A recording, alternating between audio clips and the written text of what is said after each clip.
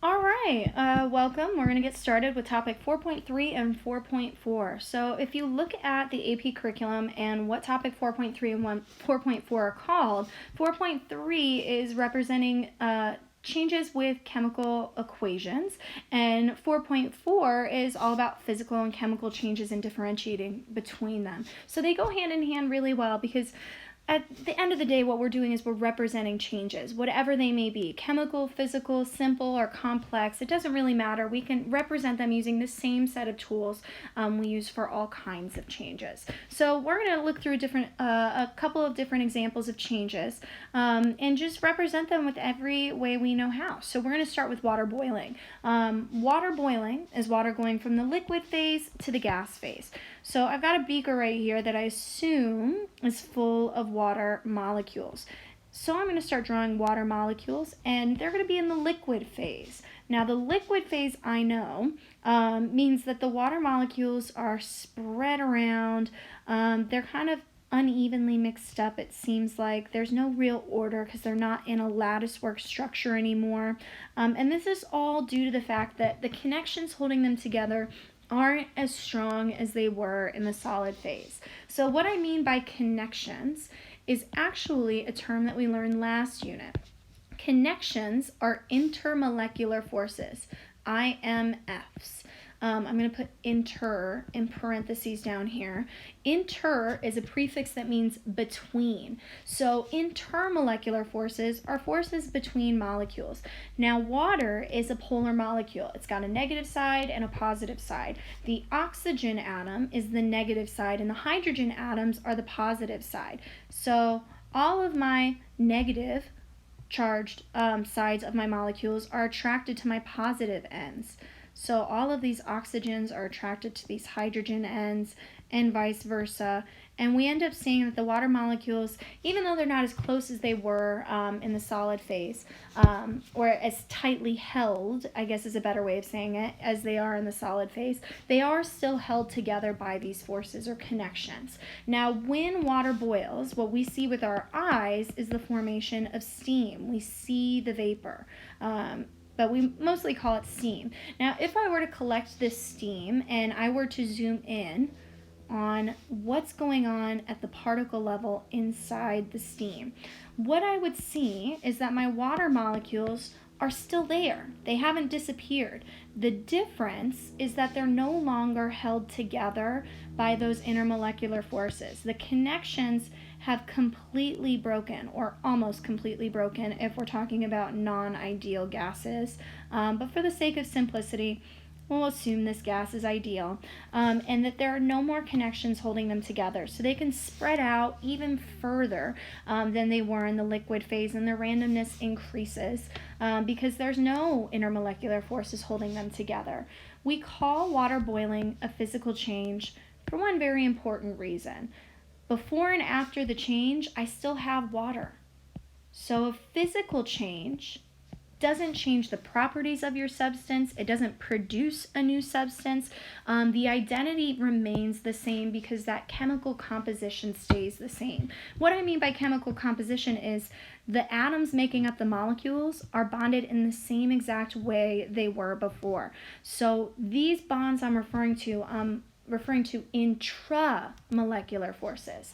So a bond that holds this hydrogen and oxygen together is called an intramolecular force because it's within the molecule. So intra is referring to forces within a molecule that hold it together. And notice, I haven't broken any intramolecular forces in this whole process. So a physical change means that the only forces that are being broken are intermolecular forces. So let's look at water decomposing during electrolysis and compare. So if you haven't seen this demonstration before, you definitely should. I would Google the YouTube electrolysis demonstration. I've done this a couple times myself, and it's always kind of fun to see it for yourself. So what we do with an electrolysis demonstration is we take a battery and we connect it to what we call electrodes. Now normally these electrodes are sticks of very conductive material. I normally use carbon electrodes, which is just sticks of graphite essentially. And what you do with these sticks of graphite that are connected to a battery is you can put them in any medium and they'll conduct electricity through that medium. So since I'm putting both of these electrodes in water, and it's connected to a battery, an electric current is moving through the water. And what I end up seeing is the formation of bubbles on the electrodes. So where the positive battery is connected, I end up seeing the formation of a gas that is flammable, but not explosive, so to speak. It doesn't make a popping sound. It's just flammable. It keeps a flame lit. And then on the negative end, I end up seeing twice as many bubbles forming. And this gas is extremely flammable. It makes a noticeable popping sound when you put it in the presence of a flame. And the fact that these gases have very different properties tells me that they are different substances. So you may have noticed that I drew these in different colors. You should too, because I'm trying to make a point here. I'm forming two different substances for one very specific reason. I know that in the YouTube, I have water in the liquid phase. So I'm drawing my water molecules in the liquid phase. And these water molecules, they're held together, by these opposite attractions, these intermolecular forces, the connections we were referring to. But when these water molecules are in the presence of an electric current, those intermolecular forces break. And not only that, I start to see some intramolecular forces break. Let me explain. When I zoom in, I'm going to use my blue pen. When I zoom in on these green bubbles right here, what I end up seeing is a very different molecule from the water molecule. I end up seeing molecules of hydrogen gas. Now, hydrogen is a part of our Brinkelhoff series. That means it is diatomic. So hydrogen atoms don't exist as single atoms. They exist as pairs. This is why the formula for hydrogen is H2. On the other side of my setup, oops, wrong color. On the other side, these bubbles, if I were to zoom in and see what molecules are present here, I would see an entirely different molecule from what is on the other side. These molecules are oxygen molecules.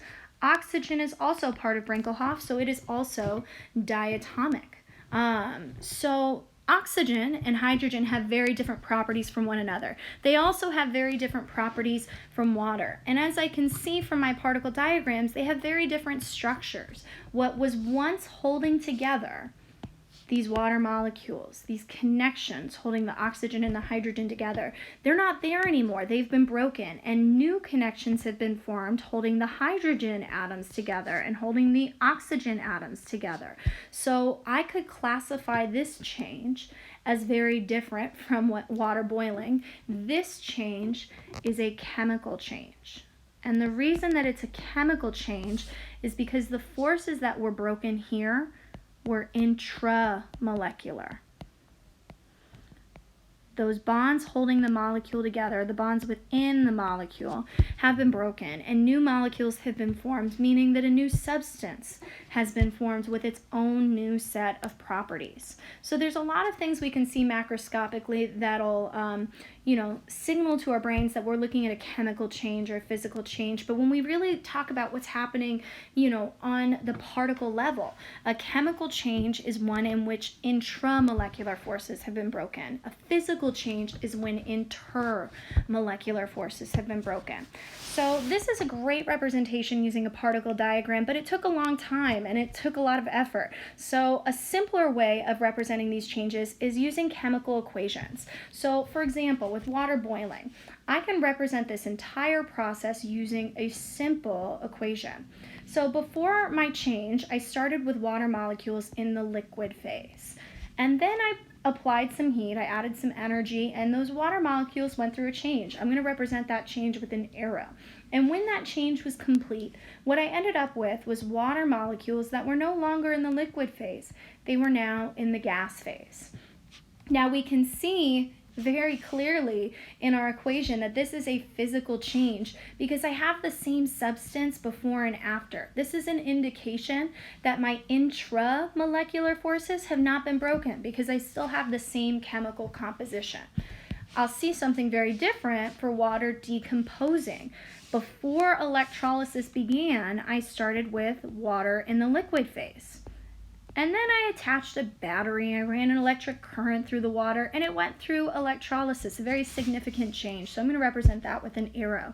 And what I ended up with when the change was complete is hydrogen in the gas phase and oxygen in the gas phase. Now I can tell from this equation, I'm going to highlight in a different color here, that this is a chemical change. The reason I can tell is because I started with one substance and I ended with two very different substances that have their own unique set of properties. That's an indication that that's a chemical change. I can also tell that my intramolecular forces have been broken because I no longer have the same chemical composition before and after the change.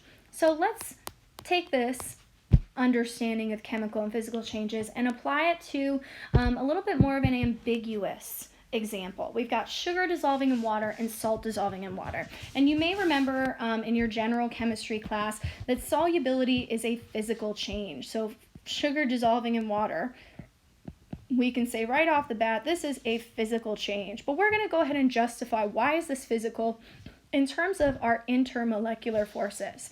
Now, a sugar molecule is a very complicated molecule. It's got a lot of atoms involved. It's got 6 carbons, 12 hydrogens, and 6 oxygens. If I were to draw all of those atoms, it would end up taking up a lot of space. So I'm just going to simplify this and just draw a sugar molecule as a single pink particle. But now you'll know that I'm referring to all of those different atoms within the molecule. So sugar, let's just say I take a sugar cube. I plop it down into a solution of water. So I've got all of these sugar molecules.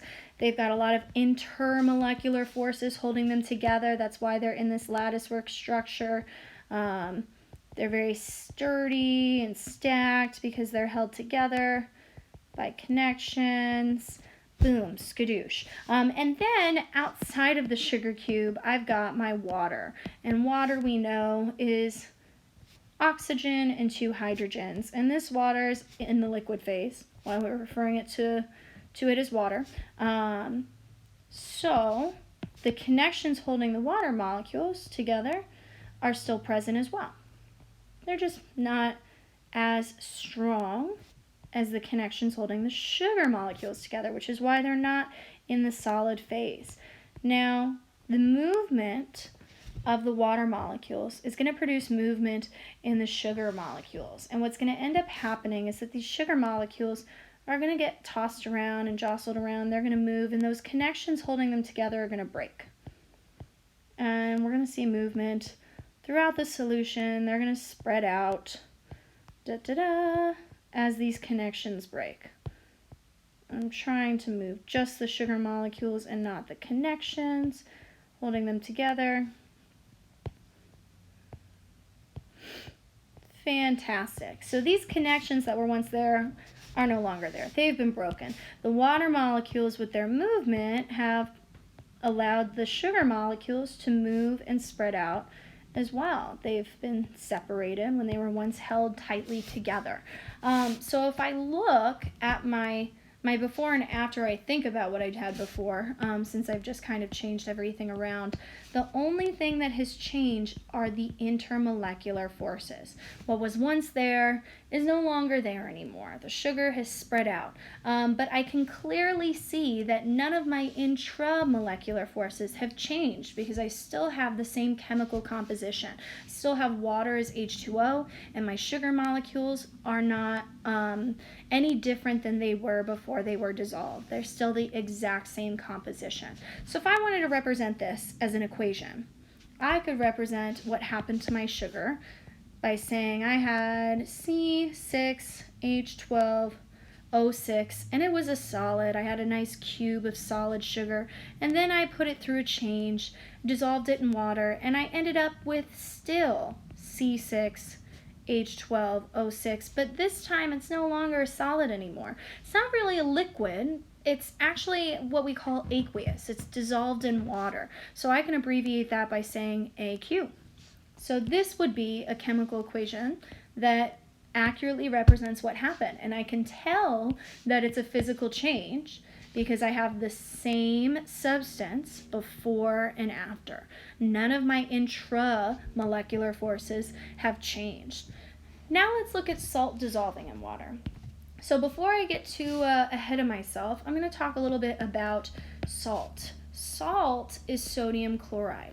We write its formula like this. But what we're not saying when we write this formula is that salt is actually composed of sodium cations and chlorine anions. Now, why would I bother writing those charges when I can see +1 and -1 are going to balance out to be electrically neutral? I wouldn't. I would just write NaCl because it's the same thing as writing Na+1, Cl -1. But when I fail to do the charges or write the charges in the formula, sometimes it's easy to forget that sodium chloride is held together by oppositely charged ions. We call these forces between a positive and a negative ion ion-ion interactions. That may sound very familiar because it sounds a lot like dipole-dipole interactions. And that's because an ion-ion interaction is a dipole-dipole interaction. In fact, it's the strongest kind of dipole-dipole interaction because it's between the greatest magnitude of difference between a positive and a negative.